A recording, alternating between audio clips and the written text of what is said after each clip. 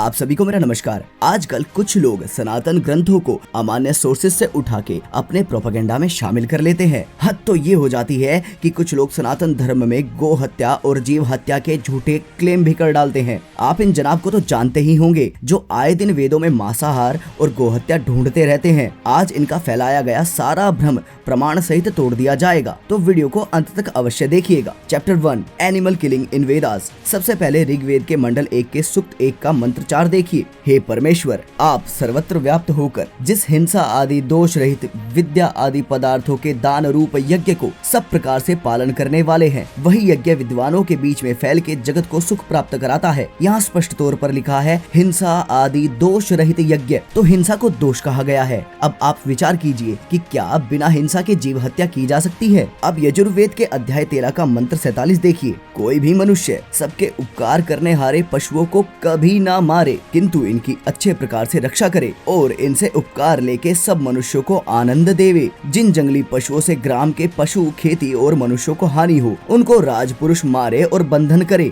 तो यहाँ उन जीवों को मारने के लिए कहा गया है जो आपको हानि पहुँचा सकते हैं, जैसे कि व्याघ्र यानी बाघ और शेर इत्यादि। परंतु जितने भी सौम्य जीव हैं, उनको मारने की यहाँ कोई बात नहीं कही गई है, बल्कि उनसे तो उपकार लेने की बात करी गई है। चलिए एक रेफरेंस और ले लीजिए। यजुर्वेद अध्याय 13 मंत्र 48 देखिए। मनुष्यों को उचित है कि एक खुर वाले घोड़े आदि पशुओं और उपकारक वन के पशुओं को कभी ना मारे, जिनके मारने से जगत की हानि और ना मारने से सब पर उपकार होता है। उनका सदैव पालन पोषण करें और जो हानिकारक पशु हो उनको मारे। अब आप ही सोचिए कि क्या वेदों में जीव हत्या हो सकती है। Chapter 2 killing cows and Vedas. वैसे तो पिछले चैप्टर से ये स्पष्ट हो जाता है कि वेदों में गो हत्या या किसी भी प्राणी की हत्या का विरोध है, पर स्पेसिफिकली गाय पर भी वेदों के बहुत सारे मंत्र हैं जहां गो हत्या निषेध की गई है। चलिए अब प्रमाण देख लेते हैं। ऋग्वेद के 8वें मंडल के 101वें सूक्त का मंत्र 15।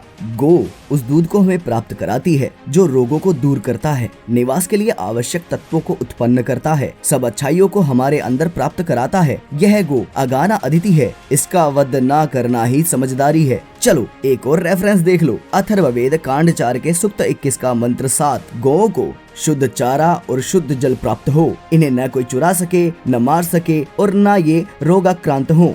विशेष गोदुग्धों का प्रयोग करता हुआ यह वशिष्ठ अत्यंत उत्तम निवास वाला व अथर्वा स्थिर वृत्ति वाला बनता है। अब आप ही बताइए, क्या वेदों में गो हत्या का आदेश हो सकता है। Chapter 3 non vegetarianism and Vedas. आए दिन प्रोपेगेंडाधारी वेदों में मांसाहार की बात करते रहते हैं। चलिए उनको वास्तविकता से अवगत कराते हैं। अथर्ववेद कांड 3 के सूक्त 28 का मंत्र 5। जब बुद्धि यमिनी मनीषा मन का शासन करने वाली होती है, तब 1 लोगों के हृदय उत्तम होते हैं, 2 उनके कर्म उत्तम होते हैं, 3 शरीर निरोग होता है, 4 पुरुषों के प्रति इनका व्यवहार मधुर होता है, 5 मांसाहार के प्रति अरुचि के कारण यह पशुओं का संहार नहीं करती। इस प्रकार यमनी बुद्धि घर को स्वर्ग बना देती है। चलिए एक प्रमाण और ले लीजिए। अथर्ववेद कांड 8 के सूक्त 6 का मंत्र 23। जो कच्चा मांस खाते हैं और पुरुष के मांस को विशेष रूप से खाने वाले हैं, जो बड़े बड़े बालों वाले गर्भस्थ बालकों को ही खा जाते हैं, उन सब कृमियों को यहाँ नष्ट करते हैं। कच्चा मांस खा जाने वाले, परिपक्व पौरुष मांस को नष्ट कर डालने वाले, गर्भस्थ बालकों को खा जाने वाले सब रोग कृमियों को नष्ट करते हैं। और यहाँ गर्भस्थ बालकों का अर्थ होता है अंडे इत्यादि,